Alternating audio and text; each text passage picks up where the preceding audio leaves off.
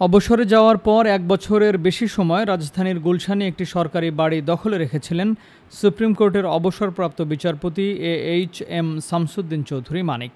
গণপূর্ত মন্ত্রণালয় বাড়িটি ছাড়ার জন্য বারবার তাগাদা দিয়েছিল, তারপরও তিনি বাড়িটি ছাড়ছিলেন না।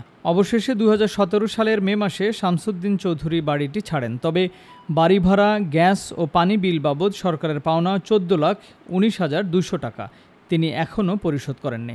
বিষয়টি নিয়ে বক্তব্য জানতে আজ বৃহস্পতিবার শামসুদ্দিন চৌধুরীর মুঠোফোনে যোগাযোগ করা হয়। তিনি প্রথমে ফোন ধরেন, পরিচয় দেওয়ার পর তিনি কেটে দেন। এরপর দফায় দফায় কল দিলেও তিনি ধরেননি।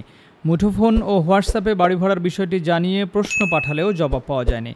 সরকারি আবাসন পরিদপ্তরের নথি অনুযায়ী শামসুদ্দিন চৌধুরী বিচারপতি হিসেবে ঢাকার গুলশানে ৩৫ নম্বর সড়কের সরকারি একটি বাড়ি বরাদ্দ পেয়ে সেখানে ওঠেন ২০১২ সালের নভেম্বরে। তিনি অবসরে যান ২০১৫ সালের ২ অক্টোবর।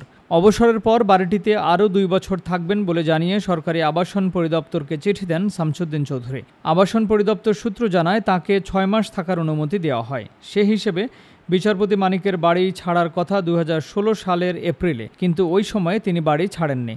ছাড়েন আরও ১ বছরের কিছু বেশি সময় পর ২০১৭ সালের মে মাসে। সরকারি আবাসন পরিদপ্তরের সাম্প্রতিক হিসাবে শামসুদ্দিন চৌধুরী তাঁকে দেওয়া সময়ের চেয়ে যতদিন বেশি সময় বাড়িতে ছিলেন, সেই সময়ের বাড়ি ভাড়া, পানি বিল ও গ্যাস বিল বাবদ সরকারের পাওনা দাঁড়িয়েছে ১৪ লাখ টাকা। এর বাইরে সরকারি চাকরিরত অবস্থায় ৩ বছর ওই বাড়িতে থাকার সময় তাঁর বেতন থেকে বাড়ি ভাড়া, পানির বিল ও গ্যাস কর্তন করার বিবরণীর কোনো প্রমাণ পাওয়া যায়নি।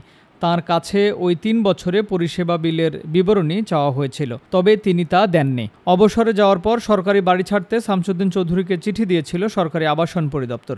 নথিপত্র বলছে, চিঠির জবাবে শামসুদ্দিন চৌধুরী বলেন, অবসরে যাওয়ার পর বিচারপতিরা ১২ মাস বিনা ভাড়ায় সরকারি বাসায় বসবাস করতে পারেন। এর জবাবে আবাসন পরিদপ্তর থেকে জানানো হয়, বিচারপতিরা অবসরে যাওয়ার পর ১ বছর বিনা ভাড়ায় থাকতে পারার সরকারি কোনো আদেশ, নির্দেশ বা পরিপত্র নেই। শামসুদ্দিন চৌধুরী সরকারি ওই বাড়ি ছাড়ার পর সেখানে ওঠেন সাবেক প্রধানমন্ত্রীর মুখ্য সচিব আহমেদ কায়কাউস। সরকারি চাকরি থেকে অবসরে যাওয়ার পর তিনি ওই বাড়ি ছেড়ে দেন। বাড়ি ছাড়ার পর তাঁর বাড়ি ভাড়া সহ সব পরিষেবা বিলের বিবরণী আবাসন পরিদপ্তরে জমা দেন। বাড়ি ছাড়ার পর এসব বিবরণী জমা দেওয়ার নিয়ম, কিন্তু শামসুদ্দিন চৌধুরী তা দেননি। Timeline desk, Dhaka.